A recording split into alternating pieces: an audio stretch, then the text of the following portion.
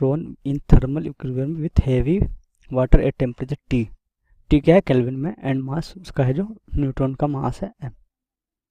तो यहाँ से हमारा क्या हो जाएगा, तो थर्मल काइनेटिक एनर्जी निकालते हैं पहले।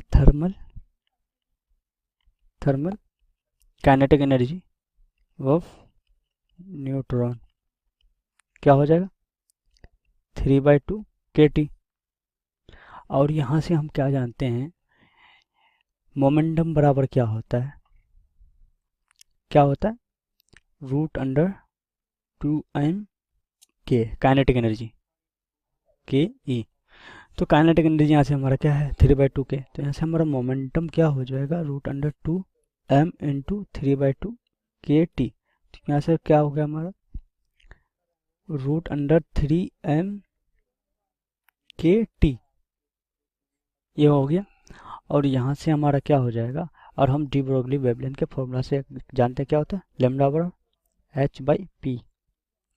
तो यहाँ से हमारा क्या हो जाएगा h/√3m kT।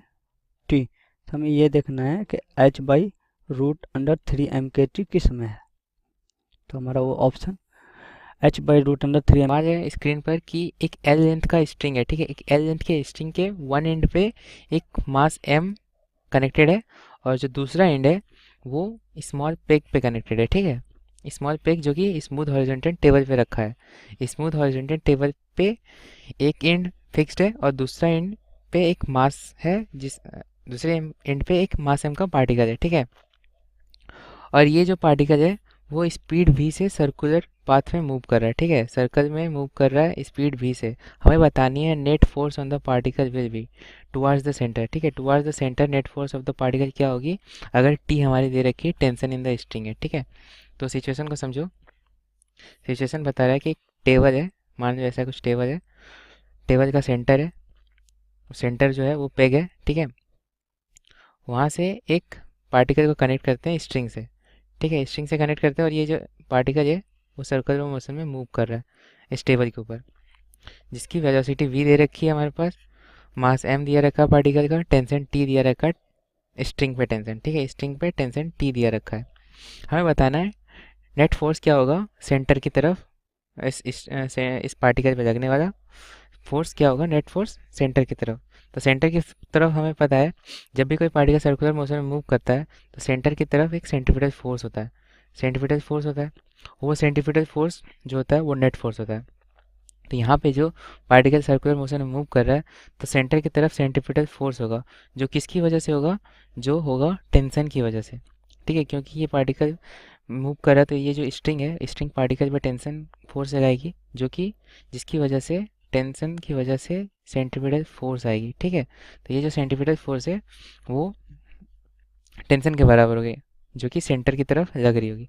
तो हमारा जो नेट फोर्स होगा, नेट फोर्स पार्टिकल पे लगने वाला होगा वो टेंशन के बराबर होगा, ठीक है। नेट फोर्स जो पार्टिकल पे लग रहा है वो टेंशन है और वही टेंशन सेंट्रीपिटल फोर्स प्रोवाइड कर रही है पार्टिकल को सर्कुलर मोशन में मूव करने के लिए, ठीक है।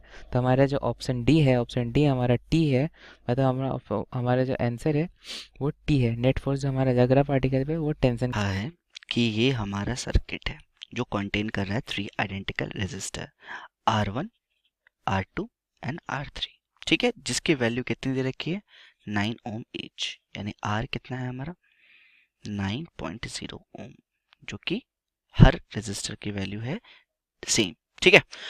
उसके बाद कह रहा है कि 2 आइडेंटिकल इंडक्टर है विथ, जिसको हम इंडक्टेंस L से डिनोट कर रहे हैं, तो ये हमारा L1 हो गया और ये हमारा L2 हो गया, जिसकी वैल्यू हमें कितनी दे रखी है L की, दैट इज 2.0 मिली हेनरी, ठीक है।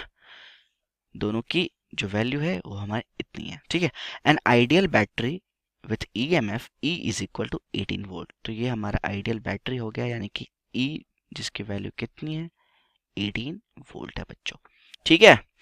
तो हमसे पूछा गया है कि the current I through the battery just after the switch close is what. मतलब क्या है कि जस्ट आफ्टर स्विच, जैसे कि अगर ये स्विच है हमारा तो उस स्विच को तुरंत ही क्या किया गया, बंद कर दिया गया, तो वहां पे जो आई करंट होगा वो क्या होगा बच्चों, ठीक है। तो मतलब क्या है कि at time T is equal to 0 जब no current flow through R1 and R3। ये देख लो, यानी कि अगर यहाँ पे क्या हुआ, स्विच को बंद किया गया, क्लोज किया गया, तो इसका मतलब होता है कि R1 और R3 में करंट का फ्लो नहीं होगा। तो सर्किट हमारा कैसा दिखेगा? बिल्कुल ऐसा दिखेगा। मैंने ऑलरेडी आपके लिए रखा है यहाँ पे। तो ये जो हमारा ये फिगर है बच्चों, तो ये हमारा हो गया हमारा बैटरी, जिसकी वैल्यू हमें 18 वोल्ट दे रखी है, और ये हमारा R2 जिसका हर रेजिस्टेंस, मतलब जो हमारा रेजिस्टेंस है जो कि R है, 9 ओम दे रखा है। तो बस हमें यही निकालना है। तो बस सिंपल है, क्या करेंगे हम, हमें पता है I is equal to E upon R होता है, तो हमें R2 की वैल्यू पता है कितनी है, वो है 9। तो क्या करेंगे, E जो है हमारा कितना है, बैटरी का EMF जो कि है 18 अपॉन R की वैल्यू कितनी दे रखी है R2 की, डेट इज 9। तो ये कितना हो जाएगा, 9 upon 18 that is equal to 9 को 18 से कट कर दिया, तो ये हो गया बच्चों हमारा 2 एम्पियर। तो बस यही निकालना था हमें कि current I through the battery just after switch closes कितना होगा, तो वो होगा हमारा 2 एम्पियर का।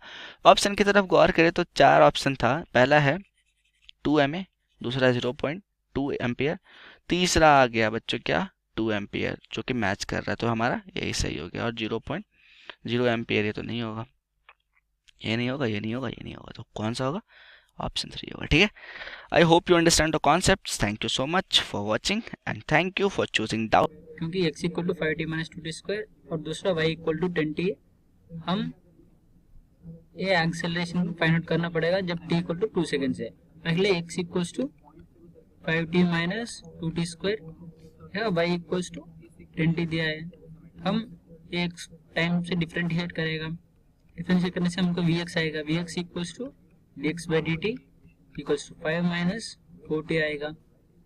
हम ये फिर डिफरेंशिएट करेगा, वेलोसिटी को डिफरेंशिएट करने से एक्सेलरेशन आएगा, acceleration x direction equals to dvx by dt equals to -4। ये इक्वेशन 1 है। देखा, velocity in y direction equals to dy by dt equals to 10 है। Acceleration in y equals to d into vy by dt equals to, ये time पे ना depend कर रहा है, कांस्टेंट है इसलिए 0 है, इसलिए resultant acceleration equals to under root ax square plus ay square, इसलिए ये resultant equals to under root 4 square plus 0 square.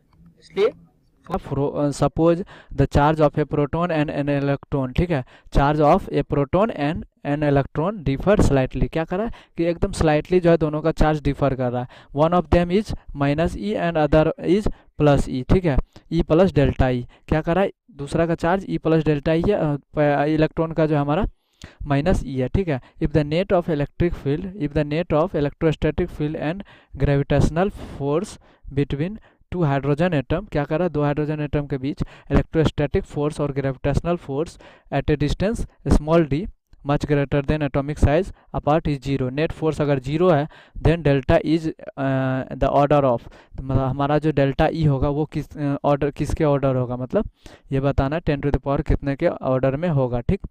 अब हम यहाँ पे क्या कर रहा है क्वेश्चन में, क्वेश्चन के अकॉर्डिंग अगर देखें तो हमारा क्या कर रहा है कि हमको ग्रेविटेशनल फोर्स जो है वो हमारा इक्वल होना चाहिए किसके, इलेक्ट्रोस्टैटिक फोर्स के, ठीक। तो ग्रेविटेशनल फोर्स क्या होता है हमारा G m1 m2 bye are square, तो मास तो दोनों का m, तो G m1 m2 बाय क्या हो गया, आर स्क्वायर, ठीक, ये हो गया। और फोर्स, यहाँ पे फोर्स कितना हो जाएगा हमारा, electrostatic force 1/4 pi epsilon not into Q1 Q2, मतलब डेल्टा ई हमारा चार्ज है इनटू क्या हो जाएगा, इनटू हमारा डेल्टा ई, ठीक है, इसका हमारा अपॉन यानी 4 पाई epsilon not times GM square, यही आ गया, ठीक है।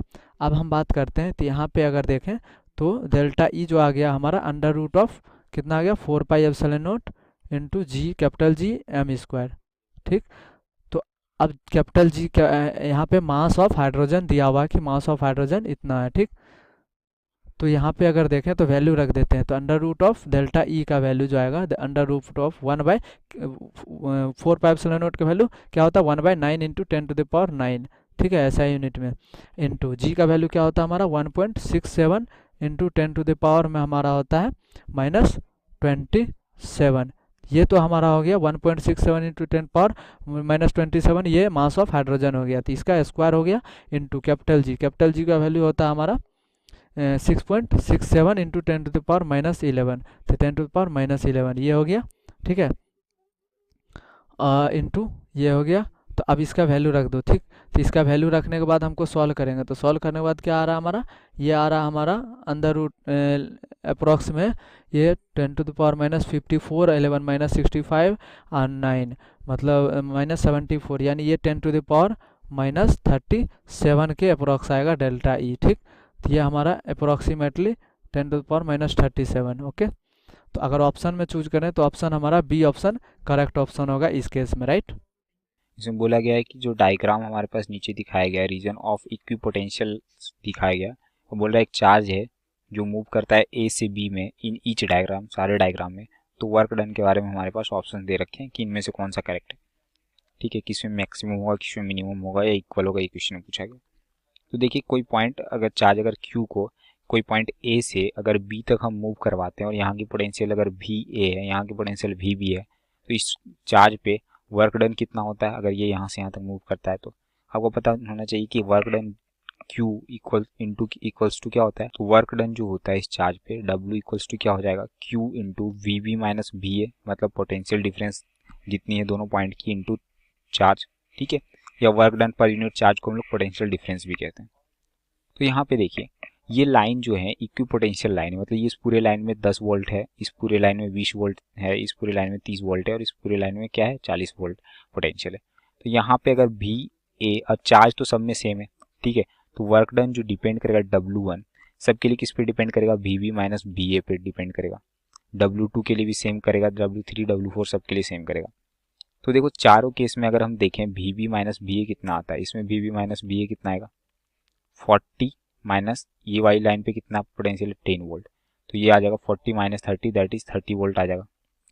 सिमिलरली इसमें भी करोगे तो 40 माइनस 10 कितना आ जाएगा 30 वोल्ट, इसमें भी कितना आ जाएगा हमारे पास 30 वोल्ट, दोनों पॉइंट के बीच का पोटेंशियल डिफरेंस, इसमें भी कितना आ जाएगा 30 वोल्ट। अब सारे में जो पोटेंशियल डिफरेंस डेल वी की वैल्यू आएगी वो 30 वोल्ट ही आएगी।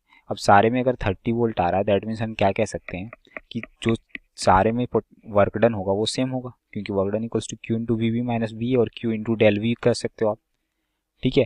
तो सिंस आप यहाँ पे बोल सकते हो since del V A equals to del V B equals to del V C equals to del V D है, हेंस जो वर्क डन होगा सारे में W A equals to W B equals to W C equals to W D होगा, क्योंकि charge सारे में जो चार्ज मूव कर रहा है वो सेम है, उसकी मैग्नीट्यूड सेम है, तो मतलब चारों में वर्क डन क्या होगी सेम होगी। क्वेश्चन कौन सा ऑप्शन हमारा कौन सा करेक्ट होगा, in all the four cases the work done is same, ठीक है, ऑप्शन नंबर 2 हमारा करेक्ट होगा। Thank you. The Balmer series and the last line of Lyman series is, ठीक है, लास्ट लाइन लाइमर सीरीज का और लास्ट लाइन बाल्मर सीरीज का। देखिए लास्ट लाइन यहाँ मतलब क्या हुआ कि ना, देखिए बाल्मर सीरीज के लिए N1 तो क्या हो जाएगा बाल्मर सीरीज के लिए और लाइमर सीरीज के लिए, ठीक है। यहाँ पे दो सीरीज का बात किया गया, चलिए दोनों सीरीज का बारे में डिस्कस करते हैं यहाँ पे, ठीक है। बाल्मर सीरीज लाइमर सीरीज के लिए N1 इसके लिए होता है 1, बाल्मर सीरीज के लिए N1 होता है 2। N1 से जो है ना N2 में ये करता है, ठीक है, ट्रांजिशन करता है। N2 इसके लिए 2 3 4 डॉट डॉट डॉट इन्फिनिटी जाता है, इसके लिए 3 4 5 डॉट डॉट इन्फिनिटी जाता है, ठीक है। तो यहाँ पे जो है बोल रहा है लास्ट लाइन के लिए बोल रहा है, तो लास्ट लाइन जो यहाँ पे इन्फिनिटी हो जाता है, इन्फिनिटी में जब जाएगा तो लास्ट लाइन मिलेगा, क्लियर है। सो यहाँ पे N2 इसके लिए भी इन्फिनिटी और इसके लिए भी इन्फिनिटी हो जाएगा।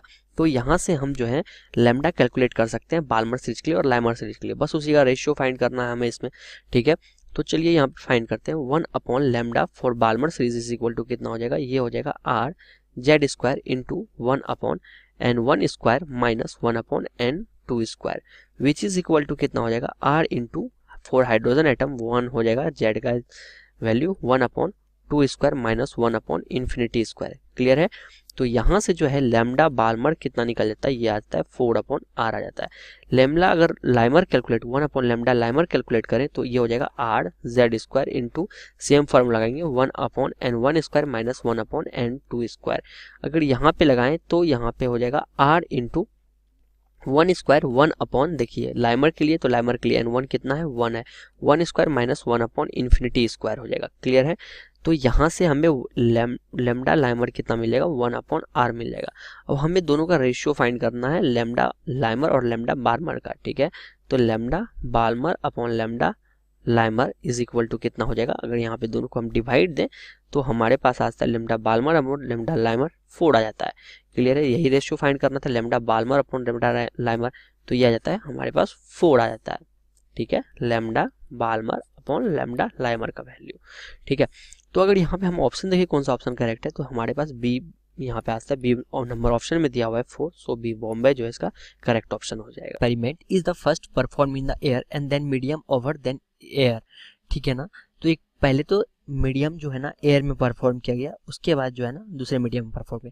It is found that 8 brightest film in the medium lies where 5/5 dark fringe lies in air, ठीक है। जहाँ पे पांचवा जो है डार्क फ्रिंज यहाँ पे मिल रहा था, वहीं पे इसका जो है किसका 8वां डार्क फ्रिंज मिल रहा था, ठीक है। It is found that 8 brightest film in the medium lies where 5th darkest fringe, ठीक है। तो बोल सकते हैं कि y of 5th dark fringe is equal to y of 8th dark fringe. मतलब कि अगर मान लेते हैं कि ये स्क्रीन था, ठीक है, स्क्रीन था और ये आपका सेंटर था यहाँ पे कुछ, ठीक है। तो जहाँ पे आपको जो है 8 ब्राइटेस्ट फ्रिंज मिल रहा था, वहीं पे जो है आपका इसका 5वां ब्राइटेस्ट फ्रिंज, मतलब कि ये y जो है ना, y डिस्टेंस सेम है दोनों के लिए, ठीक है। तो चलिए यहाँ पे हम फाइंड करते हैं, मतलब कि y ऑफ 8 ब्राइट फ्रिंज, ठीक है, is equal to y of 5th bright fringe, ठीक है। तो यहां से क्या हो जाएगा, 8 lambda medium d upon small d which is equal to क्या हो जाएगा, यहाँ पे ये हो जाएगा, देखिए इसका था, इसका डार्क 5th का डार्क फ्रिंज मिल रहा था, तो यहाँ पे देते हैं डार्क, ये थोड़ा सा गलती हो गया है, ठीक है, डार्क, तो ये हो जाएगा 2n-1, तो 2 into 5 -1 upon 2 into lambda D upon small D, ठीक है। तो यहाँ से अगर हम लोग सॉल्व करेंगे तो हमारे पास वैल्यू आ जाएगा 8 lambda D upon mu into D, ठीक है, म्यू टाइम्स हो जाता है, अगर आप मीडियम दूसरे मीडियम में चेंज करोगे तो लैम्डा जो है लैम्डा अपॉन म्यू टाइम्स हो जाता है, ठीक है। सो मैं यहाँ पे लिखा हूँ 2 lambda D upon small D, this implies mu is equal to कितना निकलता है, 16/9 निकल जाता है, विच इज इक्वल टू 1.78 निकल जाता है, ठीक है। तो यहाँ पे अगर देखें तो सी नंबर का आंसर बिल्कुल सही है, तो सी जो है इसका आंसर। पार्टिकल है जो एग्जीक्यूट करता है linear simple harmonic motion with an amplitude of 3 centimetre when the particle is at 2 centimetre from mean position, magnitude of velocity जो होता है वो इक्वल टू एक्सेलरेशन होता है। तो इसने पूछा है कि टाइम पीरियड क्या होगा, तो जो मैग्नीट्यूड होता है पार्टिकल का एट अ डिस्प्लेसमेंट x, उसको हम कैसे लिख सकते हैं, omega root of a square minus x square, और हम अब लिखते हैं किसके लिए, एक्सेलेरेशन को कैसे लिख सकते हैं x की टर्म्स में, वो होता है ओमेगा स्क्वायर x। तो इसने कहा कि किसी x के लिए दोनों बराबर होते हैं, तो यानी omega a square minus x square is equal to omega square x। तो यहाँ से जो ओमेगा की वैल्यू आ जाती है वो कितनी आ जाएगी, a square minus x square by x। तो डालते हैं वैल्यू, तो एम्पलीट्यूड की वैल्यू दे रखी है 9 - 4/4, तो यहाँ से जो एंगुलर वेलोसिटी आ गई वो कितनी आ गई, √5/2। तो अब इसने पूछा टाइम, आइसोबारिक प्रोसेस मतलब प्रेशर कांस्टेंट होगा, ठीक है, कांस्टेंट प्रेशर। आइसोकोरिक मतलब वॉल्यूम कांस्टेंट होगा, और आइसोथर्मल के मतलब टेम्परेचर कांस्टेंट होगा, ठीक है। तो ये चीज़ें पहले क्लियर होनी चाहिए आपको। तो प्रोसेस नंबर 1 अगर आप देख सकते हो कि ये क्या हो रहा है, वर्टिकली डाउनवर्ड जा रहा है, ठीक है, वर्टिकली डाउनवर्ड जा रहा है। और इस लाइन में थ्रू आउट देखोगे 1 से अगर F तक आओगे तो इस पूरे लाइन में क्या है, वॉल्यूम कांस्टेंट दिखेगी आपको, ठीक है। तो 1 वाला वैल्यू वॉल्यूम कांस्टेंट लाइन है, मतलब 1 का C हो जाएगा, ठीक है। सिमिलरली प्रोसेस नंबर अगर हम 4 देखें पहले, तो 4 में क्या दिखेगा आपको, ये हॉरिजॉन्टल लाइन है, और हॉरिजॉन्टल लाइन में मतलब ये इसमें क्या होगा, प्रेशर कांस्टेंट होगा। तो प्रेशर कांस्टेंट होगा तो 4 वाला किस में जाएगा, बी में जाएगा, ठीक है, 4 वाला किस में जाएगा, बी में, ठीक है। अब यहाँ पे देखिए प्रोसेस नंबर हमारे पास, अगर हम थर्ड को देखें तो थर्ड वाले में क्या हो रहा है, तो ये वाली लाइन में हमें क्या दिखेगी, देखो ये वाली पूरी जो लाइन है वो क्या है, इस पूरे लाइन पे टेम्परेचर है 500 केल्विन। तो अगर हम आई से ये वाली थर्ड वाला प्रोसेस देखें, ये वाली प्रोसेस इनिशियल से फाइनल प्रोसेस, तो इसमें क्या दिखेगा, ये पूरे किस पे लाई करा, 500 केल्विन पे, मतलब इसमें क्या है, टेम्परेचर कांस्टेंट है। ठीक है, तो मतलब प्रोसेस नंबर थर्ड में क्या है, टेम्परेचर कांस्टेंट है। ठीक है, तो ये डी में चला जाएगा। दैट मीन्स हमारे पास प्रोसेस नंबर थर्ड का क्या हो जाएगा, डी हो जाएगा। अब एक बचा ये एडियाबैटिक प्रोसेस होगा। एडियाबैटिक प्रोसेस इसलिए हो रहा है क्योंकि देखो एडियाबैटिक होता है P V gamma equals to constant. ठीक है, और इसमें जो टी होता है, टी भी वेरी करता है, पी भी वेरी करता है, वी भी वेरी करता है। तो ग्राफ से भी हम यहाँ से देख सकते हैं कि जो हमारे पास ये वाला ऑप्शन बचा वो एक रेस्ट ऑप्शन होगा, दैट इज एडियाबैटिक। या फिर आप ऐसे देख सकते हो कि एडियाबैटिक के केस में क्या होता है कि हीट ट्रांसफ़र जीरो होता है। हीट ट्रांसफ़र अगर जीरो होगा तो यहाँ पे देखो ये एक्सपेंशन हो रहा है, तो एक्सपेंशन के केस में क्या होता है, या फिर यहाँ से आप देखो पी जो होता है inversely directly proportional to C upon 1/v के गामा होता है। ठीक है, मतलब v की वैल्यू अगर बढ़ेगी तो p की वैल्यू घटेगी। तो यहाँ पे आप देख सकते हो ये वाली ऑप्शन में कि अगर i से इनिशियल से फाइनल में क्या हो रहा है, वॉल्यूम इंक्रीज कर रहा है तो प्रेशर क्या हो रहा है, घटता जा रहा है। तो अब ये हो जाएगा किसमें, एडियाबैटिक में। मतलब यहाँ से आप देखोगे p का c, ठीक है, q का a, r का आपके पास चला जाएगा कौन सा, d, और s का हो जाएगा b। तो देखिए कौन सा मैच कर रहा है, CADB, CADB option number 2 match कर रहा है।